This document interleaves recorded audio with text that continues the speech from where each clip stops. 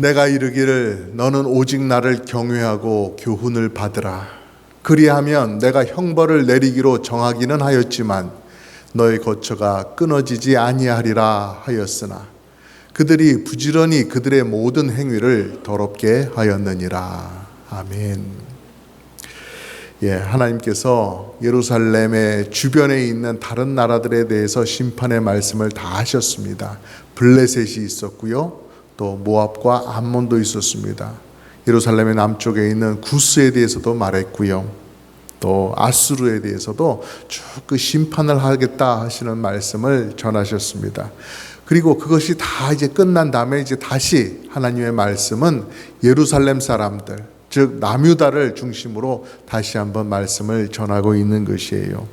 오늘 말씀을 통해서 우리 하나님은 어떠한 분이신가 할 때에 심판을 내리시는 하나님이시기도 하면서, 그러나 그 가운데서도 구원을 허락하시고 은혜를 베푸시는 하나님이심을 분명히 아셔서 여러분의 신앙생활이 억지로 하는 것이 아니라, 두려움 가운데 하는 것이 아니라 기쁨으로, 자원함으로 하나님을 경외하고 순종하는 그러한 믿음의 생활이 되기를 간절히 바랍니다.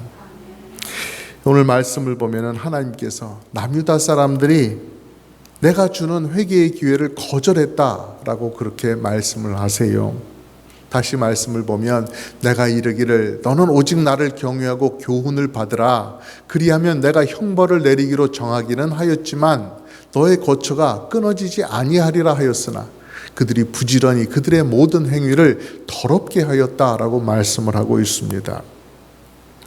하나님은 스바냐 선지자를 통해서 이러한 메시지를 계속 전하셨습니다. 회개하고 돌아오라. 너희들의 그 악한 길을 버리고 돌아오라. 내게로 돌아오면 살 수 있다. 회복될 수 있다. 기회가 있다. 그런 말씀을 계속 전하셨습니다. 스바냐 선지자뿐만이 아니죠. 그 같은 시대에 있었던 다른 선지자들도 똑같은 메시지를 전했어요. 어떤 선지자들이 있다고 하셨어요? 지난번에 외하스 말씀을 드렸죠. 예레미야도 있었어요. 에스겔도 있었고요.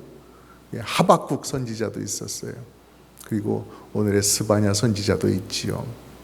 이런 많은 선지자들이 동시대에 나타나서 똑같은 하나님의 메시지를 애타는 심정으로 그들에게 전했다는 거예요.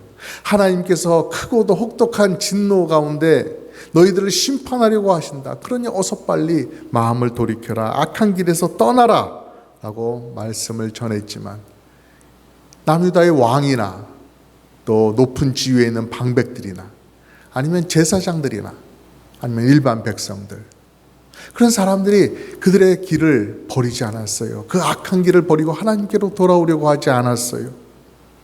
모세를 통해서 준 율법이 있지만 그 율법을 따라서 하나님과의 관계를 계속해 나가지 않았습니다. 그리고 또 계속해서 하나님께서 돌아오라고 말씀을 주시는데도 그 말씀도 듣지 않았습니다.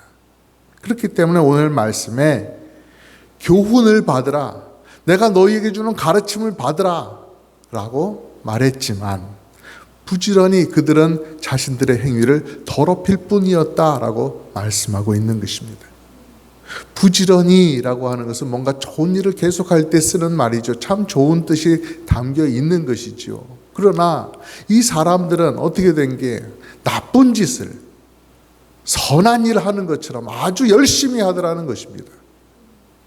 그래서 역설적인 표현으로 그들은 부지런히 그들 자신의 행위를 더럽게 하고 있다라고 표현을 하고 계시는 거예요. 남유다에 부유한 어떤 집안이 있다고 생각을 해보세요. 그들 가족 모두가 다 깨끗한 옷을 딱 차려입고요. 그리고 가족들 간에 또는 주변 사람들하고 대화를 할 때 얼마나 말을 고상하고 아름답게 하는지 몰라요. 아름다운 말, 예쁜 말만을 가려서 그렇게 다정하게, 상냥하게 말을 해요. 그리고 소크라테스 같은 그런 학자를 모셔다가 역사가 어떻느니 철학이 어떻느니 그런 아주 깊은 이슈를 다루고 얘기를 합니다. 그리고 뮤지션들을 불러다가 좋은 음악을 연주하게 하면서 그 당대의 상류층 사람들을 불러다가 아주 고상한 파티를 즐깁니다. 그러면 사람들이 이 집안 사람들을 보면서 야, 저렇게 고상한 사람들이 있나, 저렇게 깨끗한 사람들이 있나, 저렇게 위대한 사람들이 있나 하면서 나도 좀 그렇게 되어봤으면 하면서 그 사람들을 부러워할 것입니다. 그러나 하나님 보시기에는 어떨까요? 하나님께서 보시는 관점은 사람이 보는 것과는 다르다고 하였습니다. 사람들은 그저 겉으로 나타난 것만 보지만 하나님은 겉과 속을 아울러 동시에 보시는 하나님이라고 하셨어요.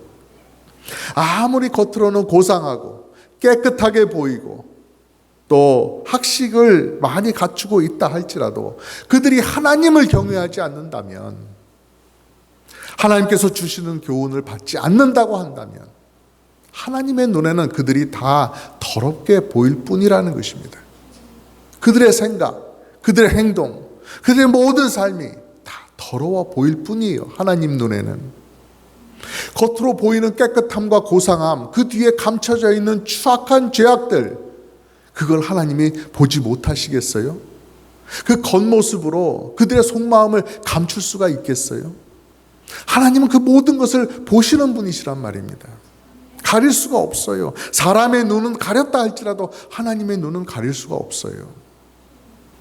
오늘날에도 마찬가지입니다. 고상한 사람들이 살아가는 그런 모습을 보면서 나도 저렇게 옷 입고 나도 저런 집에서 또 저런 스타일로 살아가면 나도 괜찮지 않을까, 좋아 보이지 않을까, 나도 저렇게 따라서 살아야 되겠다 하는 그런 분들도 많이 계십니다. 그렇게 살면 무난한 인생을 사는 것 아니겠는가 하는 것이죠. 그리고 어떤 판단할 거리, 이슈들에 대해서 큰 목소리를 내는 사람들의 이야기를 들어보면서 그래, 그렇게 생각하고 살아가야 되겠다, 나도 그렇게 따라가야 되겠다 라고 하기도 하죠.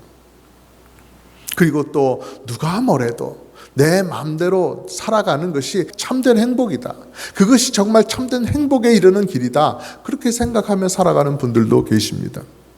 하지만 어떻게 살아가든 그 삶에 하나님을 경외함이 없다면, 자기가 보기에는 흠잡을 데 하나도 없어 보여도, 이만하면 괜찮다 싶어 보여도 하나님께서 보시기에는 너무나 못 미치는 것입니다. 하나님 눈에는 30년 된 거지의 양말처럼 더러운 것이에요. 추악하고 냄새가 나는 것이죠. 여러분, 그렇기 때문에 하나님께서 기뻐하시는 삶, 정말로 내 인생 최상의 삶, 의미 있는 삶, 올바른 삶을 살아가려면 어떻게 해야 돼요? 예수님을 잘 믿어야 되는 것입니다. 그것이 가장 중요해요. 요한복음 6절 말씀 우리 같이 읽어볼까요? 시작. 예수께서 대답하여 이르시되 하나님께서 보내신 이를 믿는 것이 하나님의 일이니라. 아멘. 예수님을 믿는 것이, 이렇게 믿도록 하는 것이, 그것이 하나님께서 하시는 일이라고 그렇게 말씀을 하세요. 하나님께서 다른 사람도 아닌 하나님의 귀한 아들을 이 세상에 보내실 때는, 그리고 그분으로 하여금 희생을 당하게 하실 때는 그만큼 중요한 목적이 있어서 보내신 것 아니겠어요?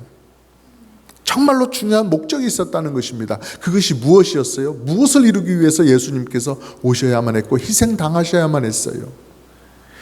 죽어가는 사람들, 영육간에 모두 죽어가는 그 사람들이 예수님 믿고 살아나도록, 구원받도록, 그래서 예수님을 보내주신 것이었어요.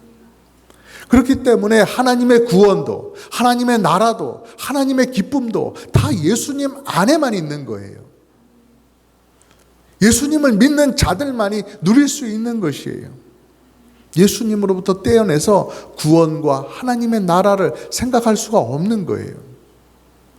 그렇기 때문에 여러분, 오늘 말씀을 잘 이해하셨다면, 어떤 사람이 아주 자신만만하게 나는 예수님을 믿질 않지만 난 하나님 계신 거를 알아요, 그래서 난 걱정 없어요, 이렇게 말하는 것이 하나님 눈에 보기에는 어떤 상태다라고 하는 것을 다 아시겠지요. 낙관할 수 있는 그런 상황이 아니라는 겁니다. 또 한편으로 우리 힘으로는 도달하기가 불가능한 그런 구원의 자리인데요, 그런데 하나님께서 예수님을 보내주셔서 예수님을 믿는 자는 단번에 하나님의 그 진노의 심판을 면하게 해주셨어요. 그러니 얼마나 감사한 일입니까? 하나님을 오해하는 분들이 많습니다. 하나님은 아주 엄하셔서 툭하면 그 엄한 율법의 잣대를 사람에게 들이대고 너 이것 잘못했지, 너 저것도 잘못했지, 그러니까 넌 심판받아야 돼, 그렇게 화내시고 진노하시는 그런 하나님이라고 생각을 하는 사람들도 있습니다. 그러나 그것은 오해입니다. 오늘 말씀을 보세요. 사소한 잘못한 남유다 백성을 나무라시는 하나님이 아니십니다. 하나님과의 그 언약을 깨버리고 하나님을 배반한 그 추악한 죄를 저지른 남유다 백성을 향해서도 돌아오라, 돌아오라, 내가 너희들을 기다린다, 너희들 돌아오면 살 수 있다라고, 내가 너희들을 원한다고, 그렇게 해서 계속해서 말씀하시는 하나님의 사랑의 모습이 드러나고 있지 않습니까? 이런 하나님의 말씀을 듣고도, 이렇게 적혀있는 성경을 보고도 그 하나님의 사랑이 얼마나 크고 위대한지를 깨닫지 못한다고 한다면 그럼 어떻게 설명을 할 수가 있어요? 일부러 보지 않으려고 한다, 일부러 인정하지 않으려고 한다, 그렇게밖에 말할 수 없는 것 아니겠어요? 이번에 알래스카 갔을 때 사람들이 길에서 쭉 늘어서 가지고 시위하는 걸 봤습니다. 이렇게 아름다운 자연 속에서 무슨 일이 있길래 사람들이 또 시위를 하고 있는가 하고 봤더니 어떤 사람의 죽음을 애도하면서 경찰을 이렇게 비난하고 있는 그러한 시위였어요. 어떤 노숙자가 있었던가 봐요. 근데 정신이 좀 온전치 않았던가 봅니다. 근데 이 사람이 어느 건물에 무단으로 들어가 있었던 거예요.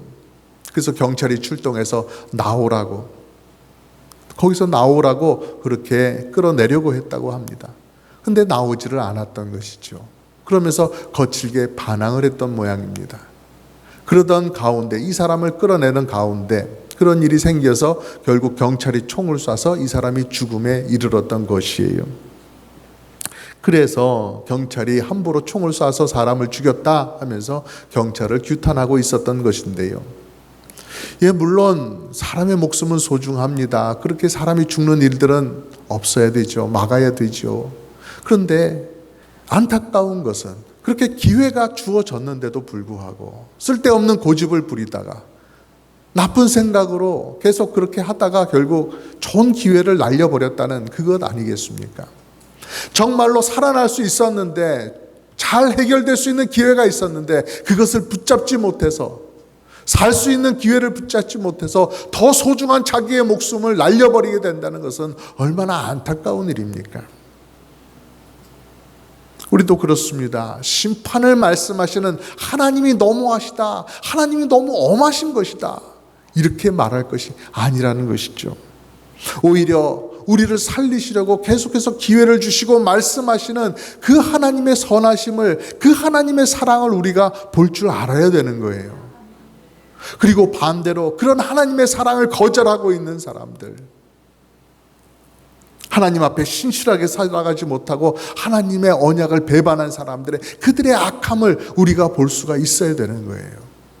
하나님은 신실하지만 사람들은 신실하지 못한 것이죠.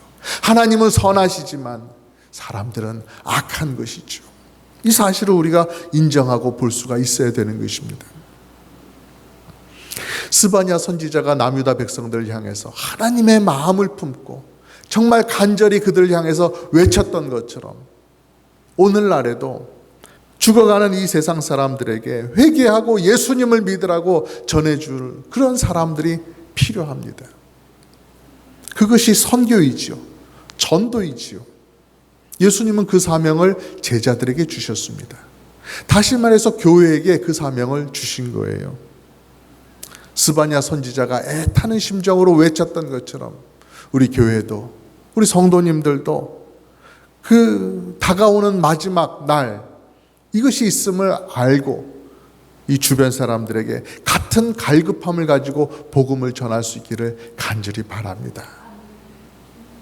누더기와 같을 뿐인 이 사람의 의로움 대신에 예수 그리스도로 옷 입는 것, 그것이 참된 의로움이다. 그 안에 참된 은혜가 있다. 그 안에 우리의 생명이 있다. 이 사실을 담대히 힘주어 분명하게 전해줄 수 있는 여러분 되시기를 주님의 이름으로 축복합니다.